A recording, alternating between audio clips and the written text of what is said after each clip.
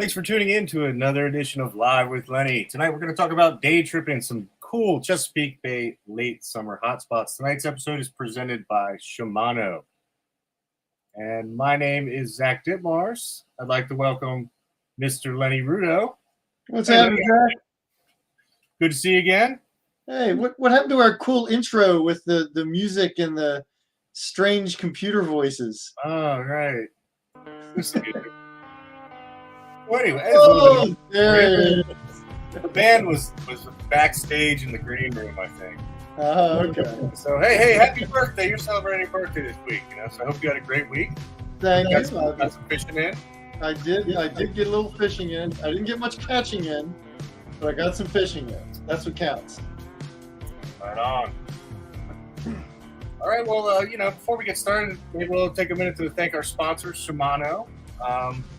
We were down at ICAST earlier this summer, and they had some cool new products. We saw the new Corrado comes in a new size, but what we thought particularly was of interest was the new Miravel, and you got to take a look at that firsthand.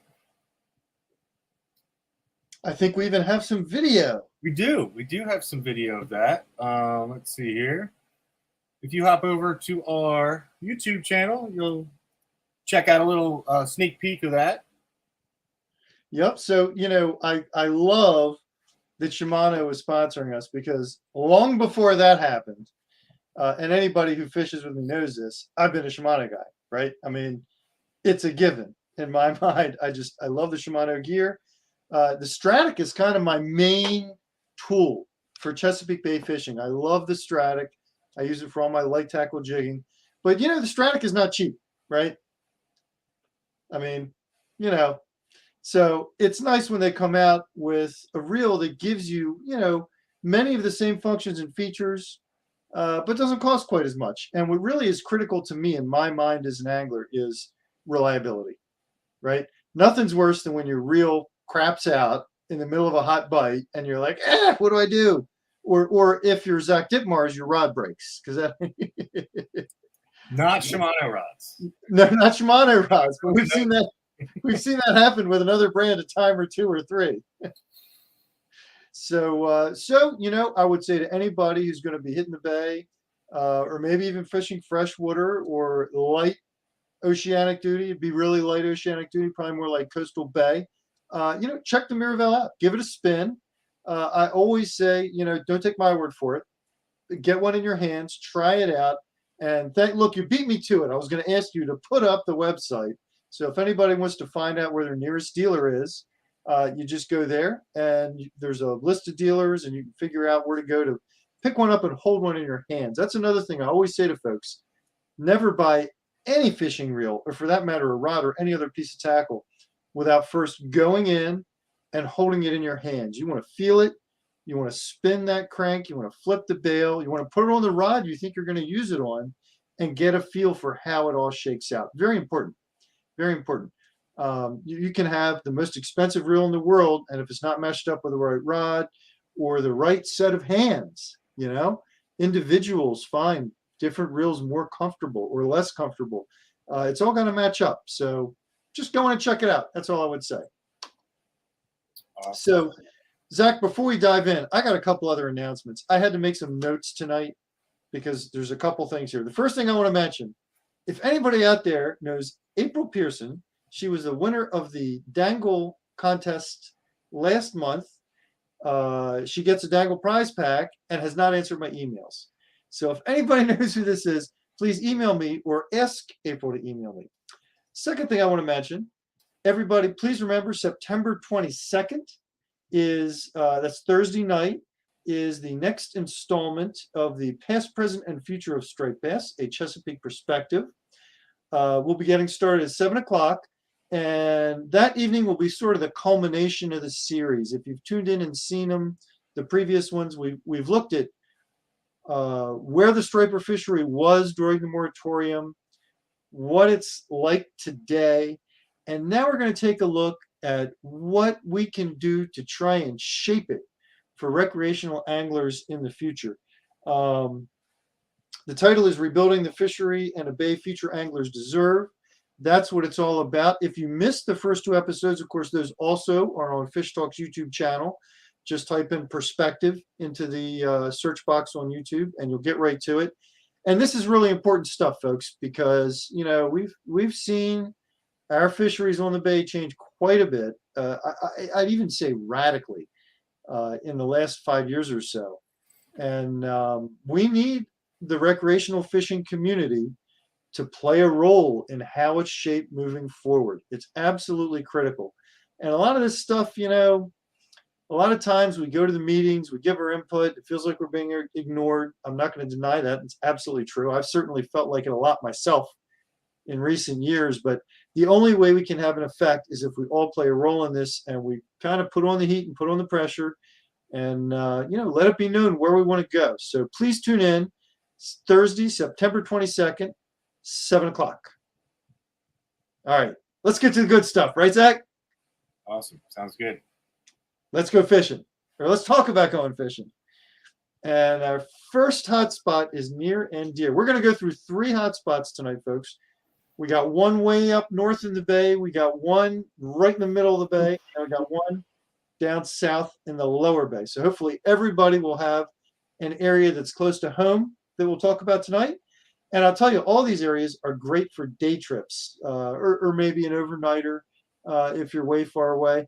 But these are all really excellent spots, and we're going to get into how to fish them. Don't forget, people, if you have any questions that come up while we're talking, feel free to plug them into the comments, either YouTube or Facebook. Zach will throw them up on screen and relay them to me and let me know that they're out there, and we will. Oh, thank you for the happy birthday. So I got to tell you, hey, Grant. So one of the spots we're going to talk about tonight, we fished right before my birthday, and I'm calling that my birthday trip because we had a phenomenal day of fishing. I think it really was my best of the year so far. I know it was by far. And then on my birthday, I had to sit in a meeting. I had a 4-hour Zoom, and so I was unable to fish. But then the day after my birthday, I was able to fish, and I was like, okay, well, that'll be my birthday trip. And we had a great time. It was a lot of fun. Fished with a couple of really cool people. And the fishing pretty much stunk. So what are you going to do, right? I mean, hey, it's fishing. That's just the way it works. But anyway, go ahead and give us slide number 1, Zach, if you would. And we are going to start up north at Pools Island. And this is a recent photo. Rockfish, this gentleman caught eeling. And eeling at Pools Island is it's one of the ways I cut my teeth.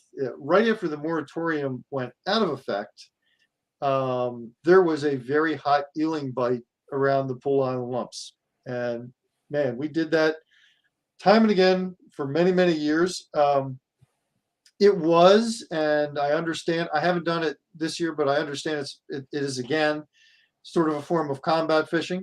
You may end up shoving off a boat with one hand while you drop down your eel with the other. But everybody, kind of plays nice with it, and you can catch fish doing that. And so, normally it isn't a problem. Go ahead and throw up the next photo, Zach. I know I'm going to catch some grief for this one, people. That is, in fact, me. That was, in fact, a long, long time ago. But that's a Pool Island rockfish caught eeling. That's what we're looking for back then.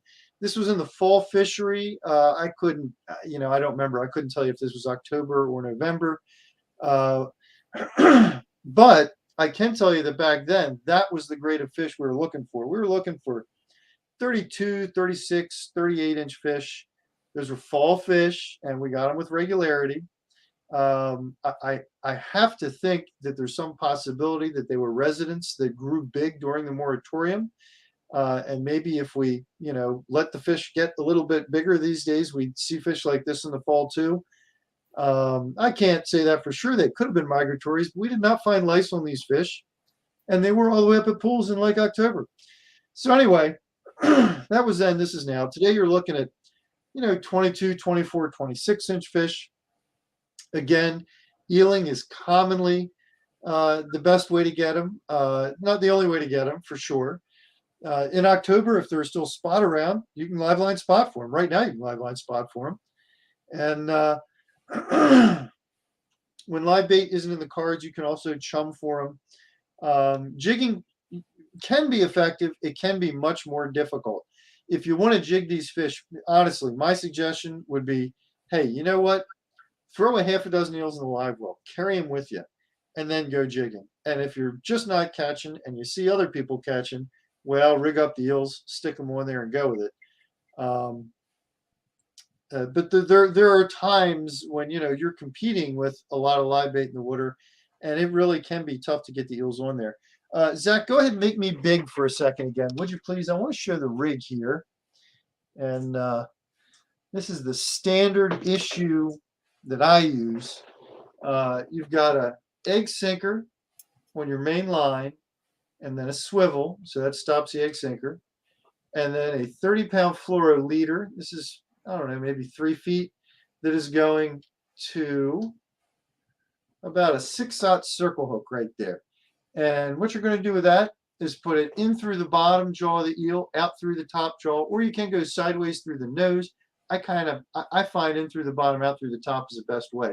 You're going to drop this down to the bottom, and you're going to drift it over the lumps and the bumps and down into the troughs all around pools. Some guys have been using a knocker rig a lot more in recent years. I haven't, but I know I've talked to knowledgeable fishermen who do well, who said it's really been effective. Knocker rig, very simply, is instead of the swivel, you're going to put the egg sinker right on your leader and just let it slide all the way down to the hook. I guess that's why they call it a knocker, because the weight knocks on the hook. Same deal with the eel, and then evidently the fish don't seem to mind that chunk of lead being right there next to the hook. I guess maybe it looks like a rock to them. I don't know, but they'll still eat it. And there were some really good anglers who really know what they're doing, who they've kind of switched over to a knocker rig.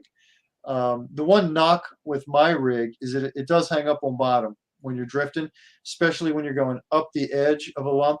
Sometimes it'll snag in there and it's a goner. The knocker allegedly snags a little bit less. All right, go ahead and put up that next slide if you would, Zach, and let's talk about the spots themselves. Make that big, will you? Let's make that really big. So you can see the south end of pools there, and just to the east of it, you can see all these really shallow humps. They come really up high into the surface, surrounded by relatively deep water. And these are the drop-offs here in some of these areas are just utterly cliffs. I mean, they drop right off. So it's no wonder the fish like all this structure. I've been told that this is a remnant of many years ago. They dredged the fossilized oyster shell out of here, and that left these big troughs in between these big lumps. But whatever, it's great structure, utterly awesome structure. Now, go ahead and take us to the next slide, if you would, please, Zach. On the north side, you've also got a few humps, not quite as dramatic. And then you've got the trough right up off the north point there. Those are good areas too. And Zach, I want you to chime in here because you saw something interesting a couple weeks up here, didn't you? Yeah. Lots of boats catching, fish in the, low 20s, but dozens of boats were catching. We were up there on this chart, sort of the northeast side of this chart up there, and that edge on the top of the screen. And what I find really interesting is you started down south, right? Down in the lumps that you were showing us earlier. Yeah, we were catching catfish and a couple stripers too. Right. So it just goes to show, when I was younger, we always fished those southern end lumps, and we always did well there. But it just goes to show, they're fish. They got tails. They move around. So if you're fishing one batch of these lumps and you're not catching, move. I'm glad you brought up the catfish too, because that also, man, a lot of catfish get caught around here these days. And these are big catfish. We've gotten reader photos in the past year of catfish around from pools upwards of 40 pounds. So, maybe you want to throw some chicken livers in the bait box. And if the stripers aren't cooperating, sink those things down the bottom, because that's a big fish, man. That's a good tug. I don't care what kind of fish it is. That's a good tug, right? That's pretty significant. Oh, yeah. All right. Why don't you go ahead and take us to the next hotspot? Let's run south. We're going to crank up the motors. We're going to run for miles and miles and miles all the way down to the Solomons Island zone. Solomons is just below what you see on the map here. You can see Little Cove Point and Cove Point. The bunch of yellow lights there, that's the gas docks. Now, across from the gas docks, I put these red arrows on here so hopefully everyone can see it clearly. You can see these contours that come up and make like a finger of shallower water. You can see the one at the north arrow pointing to the 17-foot edge right there. And then down south, you can see another one. And that entire stretch in between those two arrows is a good stretch. What you've got here is some really interesting live bottom. And if you fish it, you'll discover you snag a lot of sea squirts, some kind of little coral things. You get oyster shell. For whatever reason, the bottom is just covered with life in that zone right there. And several years running now, this has been a cobia hotspot. Now, I know the cobia were there maybe 7, 8, 10 days ago. I haven't gotten any real recent reports on them being there, but it's been kind of a flaky cobia season this year. Honestly, it hasn't been a great year, not like the last few years were. So it doesn't surprise me. The fish are kind of coming and going. But if you want to take a shot at cobia in the Middle Bay without going all the way south, this is the prime territory for it. So take note of those spots. Zach, go ahead and put us on the next slide if you would, please. And we're going to take a look at the rig here. I did not have a rig to hold up and show you tonight. Sure. Blew up. What does blew up mean? Do you mean the bike blew up? Drum there. Oh, very cool. Okay, that's awesome. That is rocking cool. I'm not sure what one is, but it's... That's okay. We're going to say one big fish, right? Cobia, drum, whatever. Hey, before we get too far, Wayne chimed in, and he may have, I'm not sure what he was talking about, but he, before we get too far away from this comment, he may have been talking about the Upper Bay. Maybe so, man. I got to tell you, Wayne, talking about Loran lines, you're going way back. And also, speaking of running, Phil wants to know, when you don't find fish, what's sort of average distance you run? I mean, like, how far are you willing to go to find the fish? Oh, man, Phil, I don't think there's an honest answer to that. It might be a mile. It might be 5 miles. It might be 20 miles. And I'm guilty of constantly staying on the move if I'm not catching fish. I am not a believer in wait for the tide to change, wait for the bite to pick up. Even when you see fish on the meter, if I see really good fish on the meter and I can't get a bite, I might come back there, at the end of the day on my way back. But I'm not gonna sit there and try. You know what? This year the fishing, I would say, has been in my area of the bay. It's been pretty dang crappy. It's been really poor, and I've had a lot of days where I've started by running 10 miles, and then I've run another 3 or 4, and then I've run another 5 or 6, and then I've run another 10. And then I've picked a new direction and run another 5.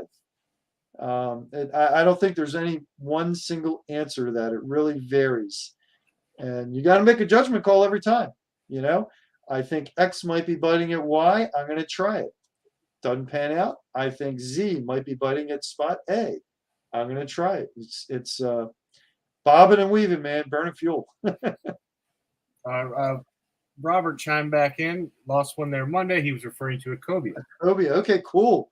Awesome. Down near that is great to know. So there are still some around there. That's excellent. That stretch of bottom it's terrifically interesting. It's just a lot more lively than a lot of bottom in the Middle Bay zone. And we're going to take a look at something in a minute that even touches on that. All right. So like I said, I don't have a rig to hold up for this one.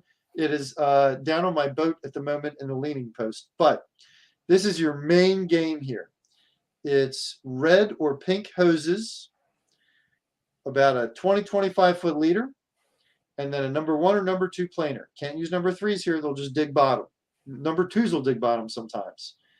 You want to troll back and forth along the edge, along those contours. And this is at that spot. This is a cobia from last year. And you can see you got to be prepared for someone to hand line in that last 20 feet of leader after the planer comes up. Man, that is a dicey 30 seconds, minute, 2 minutes. That really makes your heart pump when you're trying to get them in. But that red hose or pink hose, that's the ticket here. Now, I want to point out that won't always be true. It's been true like 3 or 4 years running. Red, pink, orange, those have been the color hoses that have been doing it. I guarantee you 5 years from now, 10 years from now, I don't know when, at some point, it's going to be green hoses. It's going to be white hoses. It's going to be something else. So don't take that red, pink, orange thing as like a forever gospel. It's just what's been working. It's probably I don't know, 3 or 4 year trend at this point. It's been continuing. You want a big hose. You don't want the little wimpy 12-inch hose. You want the 2-foot hose, the 24-inch hose. When you put it out, make sure it's spinning. Remember, you always want to take the hook, put it through the eye on the end, twist it into a figure 8, and tug. That's what sets in that curvature that gets that thing swimming. When you put it over the side, if it's not swimming, it's dragging like a stick, take it right back out, make your figure 8, give a harder tug because it's got to swim. You want that thing swimming. Now, why doesn't chumming work at this spot? Why doesn't drifting live eels work at this spot? I don't know that it doesn't. Last year, one time, I tried fishing live eels there. Did not get a bite. It was horrible conditions. It was blowing like 20 knots. Probably shouldn't even done it. So I don't really consider it, a valid experiment. But when you go there, virtually everyone is trolling ears. I already forgot who chimed in and said he had one on there. I'd love to know if you could chime back in. Was it on an eel, and if so, or a hose, and if so, was it red, or were you doing something else? I can't imagine if you put a live eel next to a cobia there, they'd reject it. So that's something I have to go back and try. But when you go there, if there are 20 boats there on a weekend day, you're going to see everybody is pulling. That's what they're pulling. That's what everyone's doing. All right, next photo, please. Now, while you're doing this, a lot of times you're going to be mackerel and blues around. And on this day last year, that was true. So we put out the little Clark spoon, right? We put one of them back in the mix to see if we could pick up some macks. And this is just terrifically interesting. Look what we caught. Black sea bass. We actually got a couple of them. So, I mean, that's pretty crazy, but that tells you just how lively the bottom right there is. Femley. What's a femley? I'm not familiar with that one. I'm assuming that's an artificial eel, but I don't know. But there's all kinds of stuff living on this bottom. A femley rigged eel. Wow. Okay. I've seen those. I know what they were called, but I've seen those before. Interesting. Nifty. Thank you, Robert. Thank you for chiming back in. I appreciate that info. That's something else. Huh. And Zach, I don't know, man, you're like, dude, you're the Wizard of Oz. I don't know how you got that picture that quick. Pay no attention to the man behind the curtain. I have no idea how you found that picture that quick. Google machine. Okay. So there's all kinds of cool stuff on this bottom. And so this leads me to another point. If you're going to make a long travel to get to this uber cool spot and you're going to fish for cobia, hey, you know what? Throw a couple bottom rigs and some fish bites or some bloodworms into the boat. Bring them with you. Because if you did that right now, you just drop down a bottom rig of blood, you could catch some sea bass, flounder, guarantee a pufferfish, croaker, spot, Lord knows what else you're going to get. And there have been an abnormal number of kingfish coming up the bay this year. The whiting kingfish. Guys in Virginia call them roundhead. Some people call them sea mullet. I would bet money you got a good shot at getting some of them there. There's some tasty fish. So a lot of interesting critters are going to be found on this live bottom. It's a really neat spot. All right. Now, let's crank those outboards up again and let's run hours south and go to the spot that Zach and I were at, along with Eric Packard and Kaylee Jasinski, Prop Talks editor. this past Wednesday for my pre-birthday trip, which turned out to be a rockin' cool trip. Here we are at Chesapeake and the concrete ships. Now, the concrete ships were built in World War II when there was a steel shortage. And then, and they actually went like all the way to the Pacific and actually saw action. Boggles my mind that they built these ships out of concrete and they actually made it there and back. But I guess when they got them back here, everybody looked around and went, wow, we built ships out of concrete. That might not have been the best idea in the world. Let's sink them all. That's what they did. They sunk them as a breakwater here to Chesapeake. If you've never launched out of here, one big word of caution. It looks like these ships should completely shelter Chesapeake from the waves. And on a west wind, they really don't. That gap in between the ships, the lines of ships there, the waves will roll right through there. And I have been here before and had like 3-foot breakers breaking on the boat ramp. Virtually impossible to launch a boat. So just, if you're going to make a long trip and go down here, watch that west wind. If you've got a 15 to 20 knot west wind, you're going to want to pick a different location to fish out of. A little bit of south to it, it's sheltered. A little bit of north to it, it's sheltered. But that direct west wind, it will kind of blast you right there. But the fishing here can be pretty darn stupendous. Why don't you go ahead and take us to the next slide, Zach? This one's one of Zach. And look at that weak fish. Man, that was a nice weekie. And that's one of, isn't that one of the Tin Man floats, Zach? Yeah, it's a Tin Man floating jig. So, and that was baited. What was that baited with? That was cut shrimp. Shrimp. Okay. We went through a lot of shrimp this day. We went through 2 pounds of shrimp. And we went through peeler crabs. And we went through sand fleas. Pretty amazing. There were a lot of bait stealers here. But this week was one of, we got either 4 or 5. I think 3 ended up in the cooler. We had 3 keepers. Excuse me. And that was just one of many, many species that we caught on bait. And we carried bait and jigs and kind of fished a mix. Definitely caught more fish on the bait. And you can see this was actually not right up on the ships. The weak fish were a little bit off of the ships. Why don't you go ahead and pop up the next slide? Because the next thing you know, while we're fishing bait, all of a sudden they're just bluefish and mackerel erupted. And I got to tell you, people, we were really, really glad we had some spoons aboard. And B, it was one of the most extended, just constant frenzies that I've seen in a long time. We literally caught blues and mackerel until we were just like, okay, enough. I recall sitting down and eating a sandwich while just watching mackerel skyrocket all around us, because I kind of had hit that limit, and we certainly had more than enough to take home.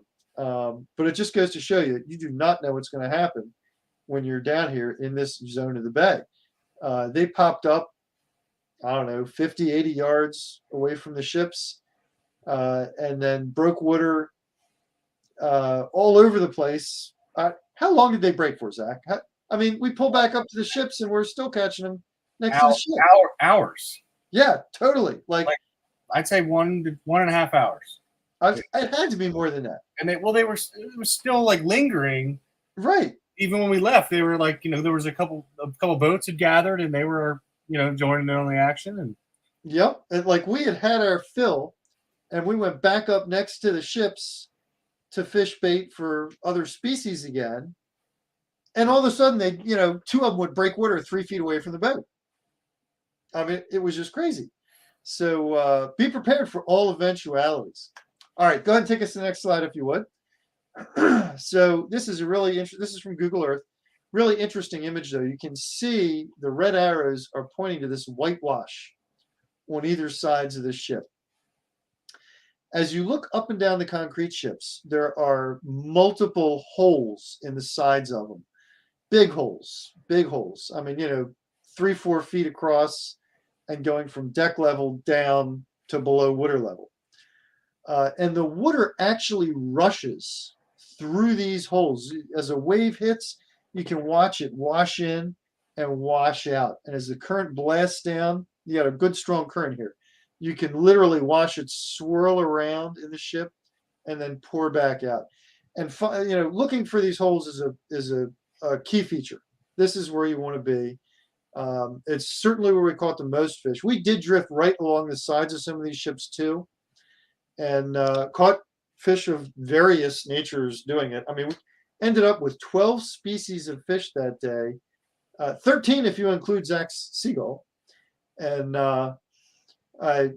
sea bass, multiple flounder. We had a lot of we caught a tagged flounder, in fact. Just all kinds of stuff. Keeper croaker, just every kind of fish you can imagine. Got a 24.5-inch redfish that was fishing right next to one of these holes. And put up the next one, Zach. This is the piece de resistance, the sheep's head. Now, Eric got the only sheep's head of the day. And I got to tell you, people, I was pretty jealous because I haven't caught a sheep's head in years. And I really wanted to get one. That was kind of, one of the things that instigated this whole trip. Eric got it. He got it on a sand flea, not on the shrimp. And actually, the redfish was on a sand flea too, which I found really interesting. But the sheep's head, man, they're not easy to catch. They nip and nip and nip and nip and nip, and they steal your bait, and they steal your bait, and they steal your bait. Like I said, it went through 2 pounds of shrimp. But finally, he got a good hook set on this guy. And he was also right at one of the holes in the ship. You also want to look at the joints between the ships, because water also rushes back and forth in between them. And of course, at the ones on the ends, that's going to be a good place to look. You can see, if you look right underneath of the fish in this picture, you can see the line on the bow cleat there. That's an anchor line. We were anchored up, and you can see that we're laying parallel to the ships.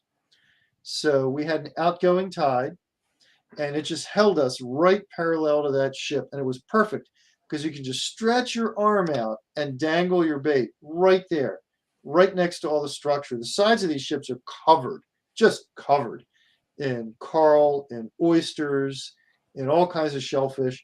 And that sheep's head, in fact, when we cleaned it, had oyster shell in its belly. It had a couple chunks about yay big of oyster shell in its gut, which I found terrifically interesting because I didn't realize any fish could really bust up those oysters attached to the side of the ship like that.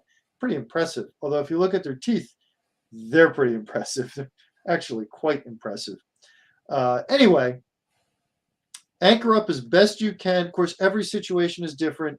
You can see it's super calm here. When we first arrived in the morning, it was not. There was a west wind. It wasn't a heavy west wind, but it was enough that, there were like, I don't know, there was a 2-foot chop maybe outside the ships. And we could have potentially anchored with the bow pointing west and the stern pointing towards the ships. Would have been a little harder to get your baits right up close to them. We opted to go on the inside and fish where it was calmer, a little more comfortable, and we could anchor up right next to that ship again. But this is the beauty of the way they're positioned. Of course, there are going to be some wind conditions where it's not possible, but in most conditions, you're going to be able to drop the anchor so you can get parallel to these ships. And then again, you just hold your arm out, fish that bait as close to that ship as you can get it. Of course, if you're farther off, you can pitch your bait in. The problem there is, you're going to end up dragging it back to the boat. The current's going to sweep it down. And what happens is you end up getting snagged more. It's just as simple as that. You can still catch fish, but you will end up getting snagged more. We did get a lot of snags. All right, now, Zach, make me big again, if you would, please. Can you, I don't think we weighed it, but can you guesstimate? What? Oh, the weight of the fish? Or is he talking about the weight of the rig? I think he's the weight of the fish. Weight of the fish. Fish, I think he was right around 5 pounds. But make me big again, because I'm going to talk about weights. I got weights on my mind, man. So this is what we were using right here. That's a AFW, American Fishing Wire, egg sinker rapid rig. And these worked out really well for the style of rig you want to use. I got a shuffle rods here. So here's the same rig on the rod. You can see it. The egg sinker slides a little, not a whole lot, hits the bead. And then you just tie a leader onto the bottom here. Got about, this looks like about, I don't know, 14 inches. It was longer. This is one that broke off and was retied. 40-pound fluoro here.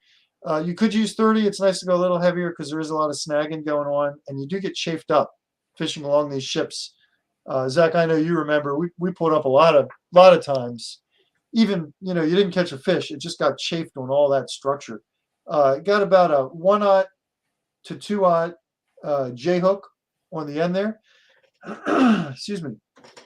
And this rig, like I was saying, you can just hold this right out and drop it down or suspend it next to the ship. Sometimes the sheep's head like it up a little bit. We did catch both the sheep's head and the redfish.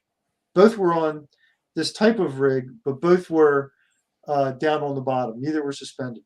Now, I'm using a pretty beefy rig for this, right? This is a 30-pound braid mainline. You want a little bit of beef here. If you have a really light setup and you hook a nice fish like a sheep or a red, or you could hook blacks, get hooked there all the time. You want to be able to push that thing away from that structure pretty rapidly. If it can take a bunch of drag and do what it wants to do, it's going to end up taking you into the structure. Great possibility. And there's a really good chance of breaking off. So you want a little bit of beef. Like my light jigging rods, I was not using for this. We used that for throwing the mackerel. We had those rigs on board, but we had heavier rods for when we were fishing right up on the ship with the baits. That's definitely something you want to bear in mind. Woo! All right. We got any questions at any point, Zach? At this point? Excuse me. No, I think we got them all while we're going. So? Well, that's good. We've been rolling right along. If anyone's got any other questions, throw them in. I will add, if you do the trip to the concrete ships, I would highly recommend also bringing along something like even a Chesapeake Sabiki or a bottom rig, something with a couple with bloodworm fish bites, because just the sheer variety of what you catch there is a mind blower. I mean, we got puffer fish, we caught grunts. Gosh, what else did we catch, Zach? I mean, it was just all over the place. All kinds of stuff. All kinds of stuff. Kingfish. Yeah. We get kingfish? No. Yes, we got a kingfish. That's right. Croaker. Keeper croaker. Several keeper croaker. It was just mind-boggling how many fish we caught. And that little bottom rig, Eric had a Chesapeake Sabiki tipped with bloodworm and bloodworm fish bites. And he did a lot of these. He caught a lot of these fish that were just like, oh my God, look at that. Look at this. Look at the other thing. It was just amazing how many different fish we caught there. Interestingly, the flounder that was tagged, I did actually, we cleaned off the tag, took a picture of it, and then released the fish. And it turned out to be a Virginia Institute of Marine Science, VIMS. It was one of their tags. And I called them up, and I found this incredibly interesting. The fish was caught about a month earlier at Chesapeake. So someone caught this flounder, pulled this creature out of the water into the air onto their boat, used a giant javelin from the fish's perspective to stick a piece of plastic in it, and then put it back in the water. And the fish didn't leave. It just decided, okay, maybe I'll hang out here. So I don't know. I'm not sure that flounder made the best decisions in the world, but it's pretty interesting. Interesting stuff. I was hoping we get some keeper-sized flounder, but oh well. I was too. And he had grown about an inch since he had been tagged. So that's interesting. Yeah, we didn't get any keeper flounders. We did catch 5, 6, and then day before yesterday when I fished Point Lookout, again we didn't catch any keeper flounders, but we did catch flounders. We got 2 of them that we thought might make it, and they were half an inch shy, and then a couple others that were, clearly not even close to being keepers. So what are you going to do? And Point Lookout's another one of those cool spots for a day trip. All right. Hey, Fred. Get Fred. there early and buy some alewives, some netters for the cobia boat. That's a good idea, man. Nothing beats fresh. And it's hard to get truly fresh bunker, you know? You can always get it frozen. Sometimes you can get it a few days old. It is hard to get it truly fresh. The note of caution I always give with the bunker is you're going to catch rays too. But hey, whenever I fish, bait for cobia and I'm dropping eels, I drop bunker too because I have had more than one day where that was what the cobia wanted. And even though you got to put up with all the rays, I mean, it's worth putting up with when you get that big bite and it turns out to be a cobia. And for whatever reason, bunker was what they wanted that day, not the eels.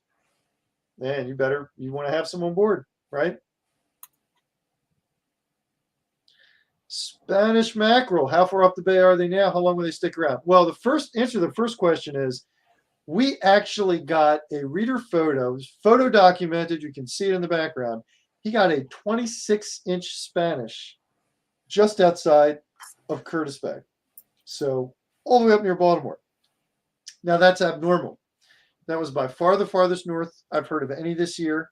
And I really haven't heard of any others north of the bay. I'm sure maybe one was caught here and there, but there haven't been any numbers anywhere north of the bridge. The most reliable spot that I've seen them myself and really heard of them from other people being this year so far is Bloody Point. It's been better down on the south side of Poplar. The stretch from the south side of Poplar to Sharps Island Light has been a decent zone for them. Mix of Spanish and blues. Haven't heard of any off Annapolis. Haven't heard of any around the ships. Again, I'm sure some are, every year an oddball pops up here and there. And that one off Curtis Bay is an oddball. But if you really want to focus on them, I go at least as far south as Bloody Point and work your way south from there. How long will they stick around? Purely a measure of the weather. There is no way to predict. Last year, they did stick around into October. The first week of October, we were still catching them in decent numbers. Second week of October, they became scarce. Third week of October, they were gone. And I'm talking about the ones that we were fishing right around Poplar Island, south side of Poplar Island, the Hook, that zone. But it's always this way with mackerel. They can stick around for a long time, or they can be gone the second week of September. There's no way to know.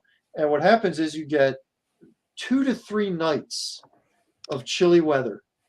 And the temperature in the bay, the surface temps drop rapidly. And they don't have to drop a lot. It's more a matter of it happening rapidly. And when that happens, man, poof, the mackerel are gone. So, I mean, honestly, it could happen in a week. It could happen in 2 weeks. They might stick around until mid-October. There's really just no way to say. I always like that with mackerel. It's funny. They're there and then poof, they're gone. All right, follow-up question. 14-inch blues is north of the Bay Bridge. Where are the larger blues? So the ones that we caught at Point Lookout, we did catch them at Point Lookout the other day, and they were bigger. They were not a lot bigger. I'm going to say they were 16 inches, maybe 1 or 2 pushed 18. They were a couple few pounds. The ones that we caught at the concrete ships were bigger than 14. What do you think, Zach? 16, 17? Nah, yeah, they weren't huge. Yeah, they weren't huge, no, but they were kind of in that range. They were more than 14. They were a little thicker. But 14-inch Bay Bridge, I think that's kind of what you're looking at right now. Probably about the same around Poplar and the Stone Rock. I did catch one off Poplar this year it was bigger. It was, pushing 3 pounds. It wasn't a big blue, but it was, bigger than the norm. So, I mean, you could find them mixed in there. But that's probably about what you're going to find. I have not really heard of any, what I would call big bluefish. Not only this year, but, in recent years. I haven't heard of 5-10 pound blue in a long time in the Middle Bay. When I was a kid, that was what we fished for. 5-pounders were normal, but we didn't have any rockfish. So a little bit of a trade-off there. Of course, the Ocean City's seeing the run of those 10-pounders every spring. Well, and that seems to be what happened. The big blues kind of stopped coming up the bay, and they decided to stay in the ocean. And I don't know if it was a competition with the rockfish thing or just what the deal was. I mean, I'm not a scientist. I can't tell you what happened. But right as the rockfish came back in really good numbers, the big blues stopped coming in. And, the shoals off the beach started to swarm with them. There was a period there where you could go to the jack spot and you could chunk and catch 10, 15, 18-pound bluefish all day long. I mean, until your arms hurt. Of course, those big blues, you got to remember, they're fun to catch. You certainly don't want to try and kill them and eat them. They're not good to eat. The 14, 16, 18-inch bluefish is perfect for eating. Once they get bigger than that, they're really not great eating fish anyway. All right, I'm going to give you an assist on this one. What do you think the best? Oh, okay. What's my assist, Zach? Well, what did we publish in last month's edition? Oh, man, you're going to tax my memory like that? Oh, there we go. 7 top Delmarva Piers and Bridges. Thank you. Thank you, Zach. Any more you'd like to add, though? I mean, So, actually, we're talking about Kip to Peak. Kip to Peak Pier is not on this map. There was a lot of anglers on there. Yeah, Kip to Peak had a great pier. So this is one of several we've done on the shoreline spots. Actually, Gary, here's what I would tell you. I'd say go to fishtalkmag.com and go to the search box. It's in the upper right corner. It says search. There it is. Click in there and type in shoreline fishing, pier fishing, stuff like that. And you'll come up with lots and lots of articles that are going to include good where to, how to intel. And as to which are the best, that's going to change.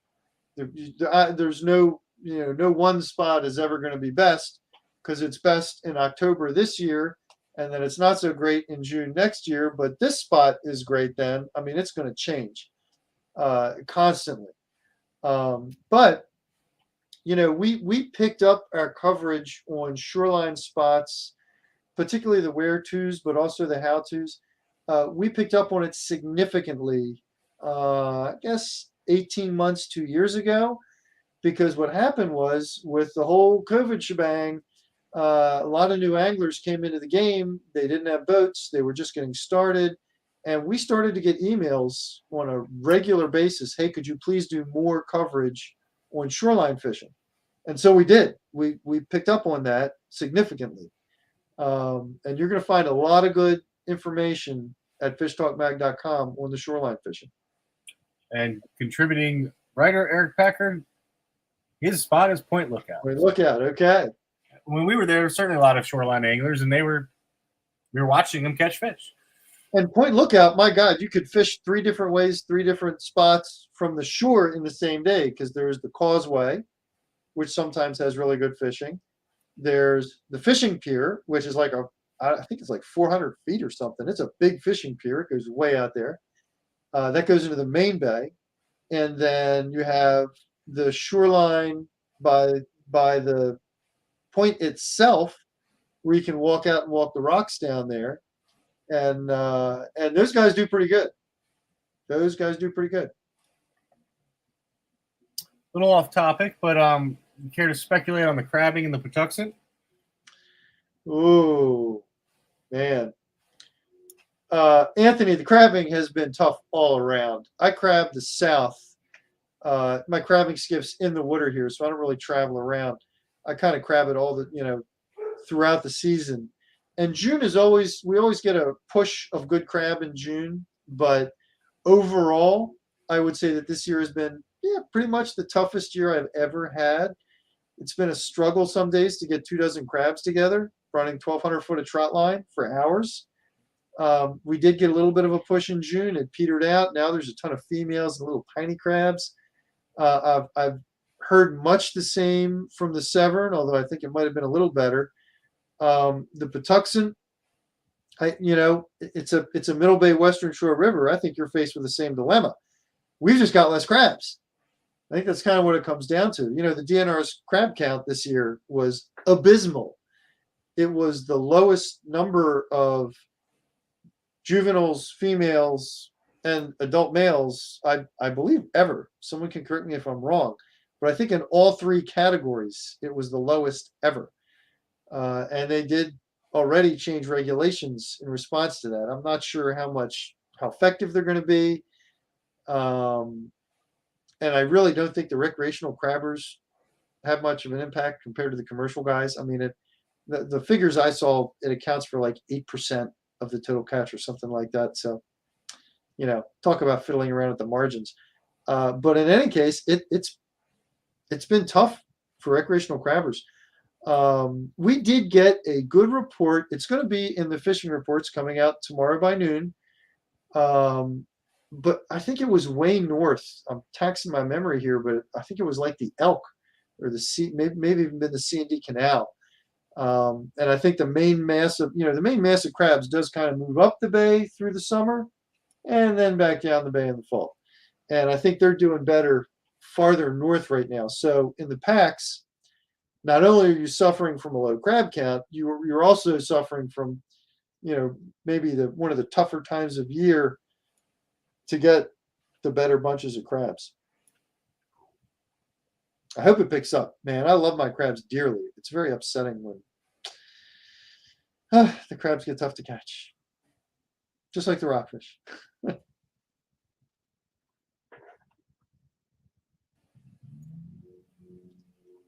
Woo. All right. Are we out of questions, Zach? Where are we at? What time is it? I think so, pretty much. 6:52. We're on the early side for once, man. Usually we end up on the late side. Yeah, there's a little bit of conversation going on. DJ says he's going to James. He's hoping to find some hungry fish. It's a phenomenal area. Very cool area. Yeah. And there are a ton of fish down there. And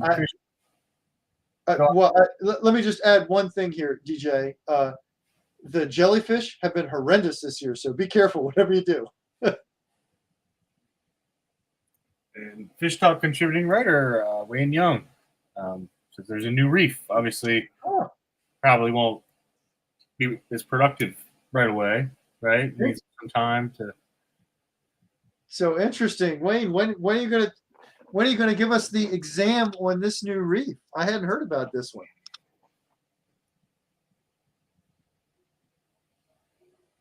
I don't think it's that instantaneous. There's no doubt in my mind Wayne will cover it. He has covered most of the sea floor from the entire Chesapeake Bay up around the coast up to the Delaware Bay. The comprehensive nature of his work has not gone unnoticed. Let's see here. And we should also mention, if you go to fishtalkmag, you can .com, you can punch Wayne's name into the search box, and all those different articles he's done will pop up. And if you want to examine a different fish reef or a wreck, that will get you there. It'll also give you a link to Amazon where you can grab his books. He's got a ton of books that are highly informative on these different hotspots.